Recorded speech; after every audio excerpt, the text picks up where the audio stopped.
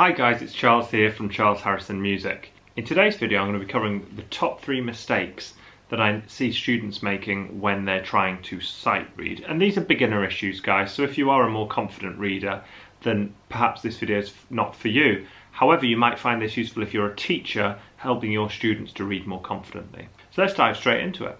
The way I teach this idea is to tell my students to ask themselves 3 questions before they press anything on the piano for every single note. And we're going to go through what those 3 questions are. Each one tackles a unique problem.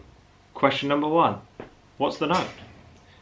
Before you can find a note on your instrument, you need to know the note you are looking for. There are 12 notes and we need to figure it out accurately. There are several ways to do that. If you're a treble clef reader, you want to be using your "Every Good Boy Deserves Football" or "Face in the Space." And if you're a bass clef reader, you want to be going for your "All Cows Eat Grass," "Good Boys Deserve Football Always." However you go about it, it doesn't really matter. The main issue in terms of figuring out notes is ledger lines. And the way to help figure out ledger lines is to acknowledge every single line and space. A saying I use a lot is just line space, line space, line space, line space.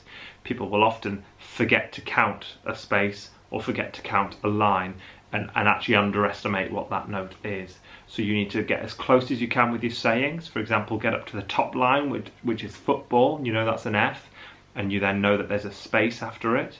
There's going to then be a line, a space after that, and then this line, and that note there would be a C, for example. So don't press anything on your instrument until you know for certain what your note is and you've double checked it. If you are someone, or you have students, who write letter names above each note, stop doing that straight away. Let's use a simile. If you're learning French and you write above the French sentence all the English words and what they mean, you're never going to read that French ever again. You're always just going to read the English. And then when it comes to actually seeing that sentence in isolation, you're not familiar with those words anymore. So you work it out once and never read it again. You never practice again. Now the issue there, of course, is it's slower at first. So people write them on and they get it right straight away. Well, what if you wrote it wrong? What if you put the wrong letter on the note? You're never going to look at that note again to double check. That's a very, very common issue with students who write letter names on. If you get to the end of a phrase and you've forgotten what the first note is, you should be delighted. Not frustrated, you should be delighted because you've got another opportunity to practice working out your notes. Now I know that's a bit of a every cloud has a silver lining way to think about this, but it's really, really important that you suffer at first in order to be able to get this a lot more comfortable and second nature in the long run. Do not write letter names above your notes. Question 2. Which octave is the note? It's not good enough just to know the letter name. If I ask you to play me C on the piano, you should say which one. Now not everybody does. Some people just press me any old C. In music, it's not just good enough to work out what the note is. You then need to work out which version of that note is. On most instruments, you have at least 3 or 4 octaves available to you. It's important that you know which octave you're playing. How do you work out which octave you're in? Well, eventually with time you'll get confident with this, but the easiest way is to use the note middle C. Think about why it's called middle C. Now anyone could come off the street and I could say this note here on the piano is middle C and ask them why, and they would of course say because it's in the middle of the piano. They are correct, it is in the middle of the piano, but try and force your students to redefine middle C as being called that because it's in the middle of the 2 piano staves. You've got the treble clef and the bass clef. Middle C lives in the gap in the middle, which is below the treble clef, and in the gap in the middle, which is above the bass clef. So that note you know for certain which octave it is and where to find it on your instrument. So from middle C you roughly count up or down, and this can just be rough because you've already worked out the letter name you're looking for. So you can say it's roughly 9 notes away, but I'm looking for an E, and you count up 9 notes from middle C and the nearest E to that is your note. Or you count down roughly 10 notes to an A and you know exactly which A that's going to be. You get to an area of the piano and you just find the A that's closest to it. Question number 3. Which finger?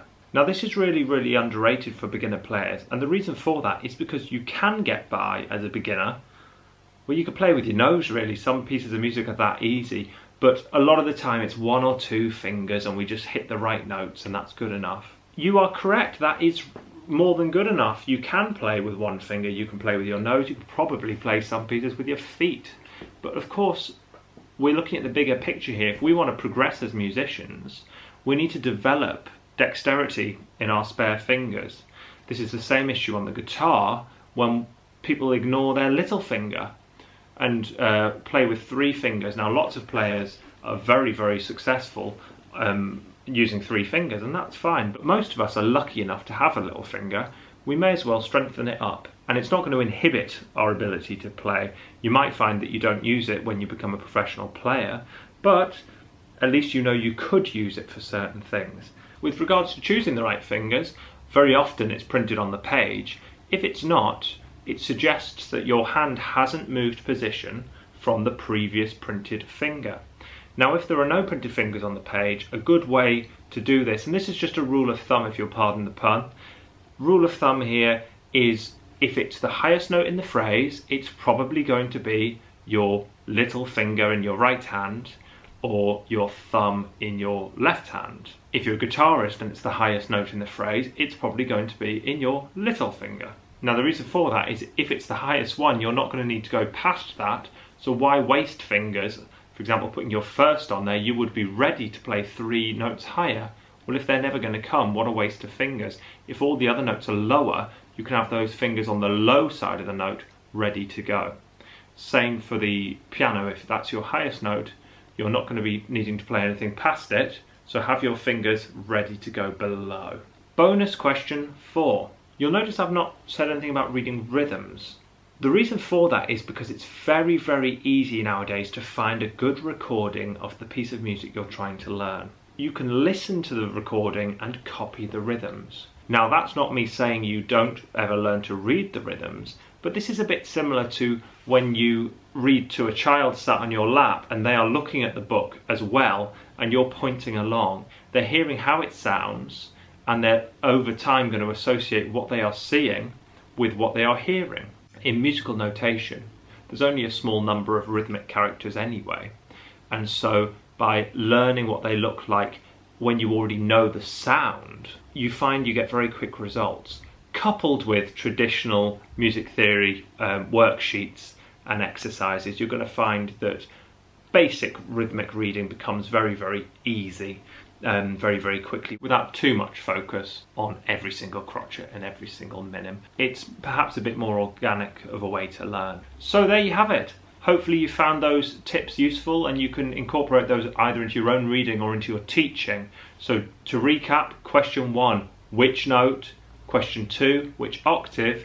And question 3, which finger? It's very difficult to get by as a reader without asking yourself all 3 of those questions before you touch your instrument.